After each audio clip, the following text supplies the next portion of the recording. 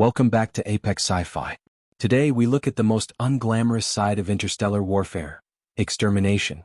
In a galaxy filled with noble warriors and ancient honors, there is a dark corner occupied by things that do not follow the rules of war. Things that do not have souls to negotiate with or minds to reason with. We are talking about the Swarm. And when a world is being eaten alive by a trillion hungry mouths, you do not call a hero. You call a human with a flamethrower. The planet Vidia Prime was a jewel of the inner rim. It was a world of endless gardens and biodomes, the agricultural heart of the Valkyrie hegemony. But a single spore pod from the Gorgon-Swarm changed everything. Within 3 months, the gardens were gone, replaced by a suffocating network of amber-colored resin and pulsating egg sacs. The Gorgon-Swarm were not soldiers. They were a collective biological machine designed to convert all organic matter into more swarm. They had 6 legs, obsidian carapaces that could deflect pulse fire, and a respiratory system that allowed them to breathe in toxic smog. But their most terrifying feature was their blood. It was a concentrated fluoroantimonic acid, a substance so corrosive that it could eat through starship-grade titanium in seconds. The Valkyrie, a species of tall, elegant poets and philosophers, were horrified. Their military, the Silver Guard, was trained for honorable duels and long-range energy combat. When they tried to fight the Swarm, they were slaughtered. Their plasma rifles caused the bugs to explode, spraying acid everywhere. The acid melted the guards' armor, their weapons, and eventually the guards themselves. The sight of their comrades being dissolved alive caused a total psychological collapse in the Valkyrie ranks. To them, the Swarm was a nightmare from a forbidden dimension. They viewed the bugs as demons of the muck.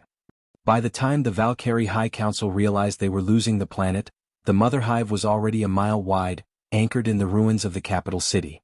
They had tried orbital bombardment, but the Swarm simply retreated deeper into the crust, protected by miles of organic resin that absorbed the heat. They needed someone to go inside. They needed someone to do the dirty work. They sent a desperate, high-credit contract to the mercenaries of Sol. Captain Elias Thorne stood on the deck of the Icarus V, looking at the tactical holographic map of the mother hive. Beside him, Big Mike Henderson was checking the pressure valves on a massive, backpack-mounted tank of Napalm B. Sarah Touch Miller was calibrating a series of seismic charges. The Valkyrie representative, a trembling official in a shimmering robe, looked at the humans with a mix of disgust and desperation. "You intend to enter the tunnels? On foot? With fire? Do you not understand? Their fluids are a universal solvent. To strike one is to invite your own destruction. The smell alone has rendered our bravest warriors catatonic." Thorne adjusted his collar and took a slow sip of cold coffee. "Listen, pal. Back on Earth, we've been fighting things that live in the dark for 250,000 years. We've got cockroaches that can survive nuclear winter and mosquitoes that carry a dozen ways to kill you. We don't see demons. We see pests. And the thing about pests is they don't like it when you mess with their nest." Mike grunted, slapping a heavy welding mask down over his face. "Besides, acid only works if it touches you. Fire? Fire works from a distance." The humans didn't use the Valkyrie's elegant dropships. They used a modified mining drill, a mole pod, to punch a hole directly into the side of the mother hive. As the drill bit retracted, the smell hit them. It was a combination of rotting meat, sulfur, and ammonia. It was a scent that would have triggered an instant vomit reflex in any other species. Sarah Miller checked her rebreather. "Smells like a New York subway in July. Let's get to work." The tunnels were alive. The walls were made of a waxy, translucent substance that vibrated with the collective heartbeat of the Swarm. As the humans stepped out of the pod, thousands of green, glowing eyes opened in the dark. The chattering sound of mandibles clicking together was a deafening, rhythmic noise. The Gorgon-Swarm lunged. They moved with a terrifying, twitching speed, scurrying across the ceilings and walls. Mike stepped forward. He didn't use a pulse rifle or a laser. He squeezed the trigger on his twin-nozzle flamethrower. A roaring torrent of orange and white fire erupted, filling the tunnel. The heat was instantaneous and absolute. The humans weren't using standard military flame. They were using a proprietary Terran mix of jellied gasoline and magnesium powder. It was sticky fire. The effect on the Swarm was spectacular. The bugs didn't just burn, they popped. Their internal gases expanded in the heat, causing their obsidian shells to shatter. The acid blood inside them was vaporized by the intense heat before it could even hit the ground. The tunnels, once a nursery for monsters, became a crematorium. "Burn 'em out," Thorne shouted over the roar of the fire. "Sarah, plant the seismic spikes. We need to bring the ceiling down on the secondary nurseries." They moved through the hive with the cold, methodical efficiency of industrial workers. To the humans, this wasn't a heroic battle. It was a job. They didn't feel the horror that the Valkyrie felt because humans have a unique psychological trait. We can depersonalize the enemy. To the humans, these weren't warriors or demons. They were biological obstacles. They were something to be cleared, like a clogged pipe or a weed-filled garden. Every time a swarm of smaller drones tried to overwhelm them, Mike would sweep the area with fire, creating a wall of heat that no biological nervous system could cross. When the larger soldier castes appeared, beasts the size of a wolf with mandibles like chainsaws, Thorn would pick them off with high-velocity slugs designed to shatter the carapace from a distance. But the heart of the hive was the queen. She was a massive, pulsating mountain of flesh and eggs, anchored to the ceiling of the central chamber. She was surrounded by the Praetorian Guard, bugs the size of tanks with armor that was inches thick. The Valkyrie drones that had tried this before had been shredded by the queen's acidic spray, which she could project like a high-pressure hose. Sarah Miller looked up at the queen. "That is a lot of eggs. Mike, give me a screen. Cap, I'm going for the support pillars." The queen roared, a sound that was a physical wave of pressure, and unleashed a stream of green acid. Mike stepped in front of the team, raising a heavy shield made of ceramic-coated lead. The acid hissed and smoked as it hit the shield, but it didn't eat through. The humans had spent the last week researching the exact pH level of the Gorgon blood and had coated their gear in the perfect neutralizing base. "Science, bitch," Mike yelled, leaning into the spray. While Mike held the line, Sarah moved through the shadows of the chamber. She didn't plant a bomb on the queen. She knew the resin would absorb the blast. Instead, she planted a series of cryo-vials into the organic pillars that held the queen aloft. A human knows that the best way to destroy a structure isn't always to blow it up.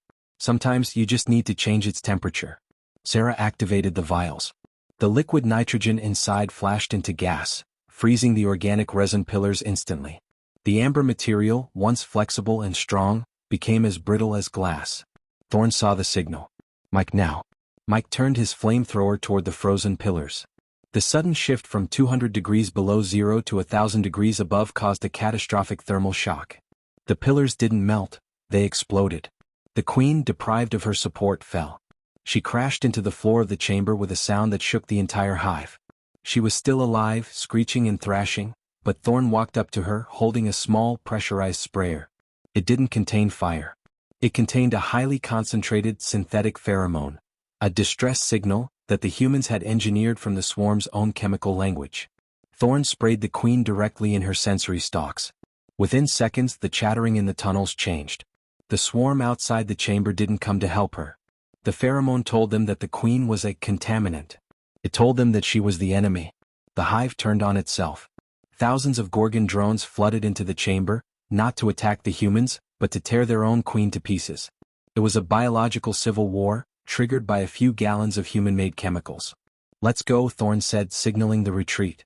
"The bugs will finish the job for us." The humans boarded the mole pod and drilled their way out of the hive just as the seismic charges Sarah had planted began to detonate. The entire mother hive collapsed in on itself, a mile-wide sinkhole of fire, acid, and cannibalistic insects. The Valkyrie representative was waiting at the extraction point.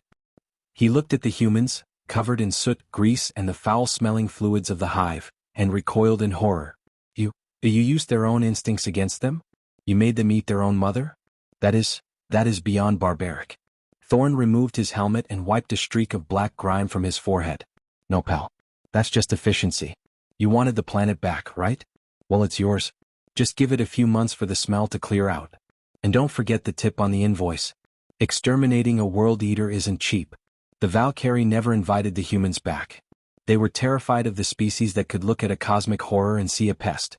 They were terrified of the species that didn't fight with honor, but with the cold, calculating brutality of a landlord with a roach problem. The Galactic Council's new entry on the Hive-Buster units of Sol became a mandatory study for all biological empires. Advisory: human mercenaries possess a unique psychological immunity to biological horror. While other species are paralyzed by the gross factor of insectoid or parasitic swarms, humans view them as low-tier nuisances. They utilize fire, chemical subversion, and structural sabotage with a casual disregard for the sanctity of life. If your world is being overrun by a swarm, do not call a soldier. Call a human. They will save your planet, but you will not like the way they do it. Humanity had proven the ultimate mercenary HFY truth. The universe is full of things that want to eat you. But humanity is the only species that brought a bigger appetite, a hotter flame, and a better spray bottle. We are the exterminators of the stars. And we don't mind getting our hands dirty. This has been Apex Sci-Fi. Check under the bed. We already did. If you enjoyed this gritty extermination by the mercenaries of Sol, hit that like button. Comment below. What is the one bug on Earth that you would never want to see a giant version of? Subscribe for the next contract. The glass shield. The hive is gone. The check is clear.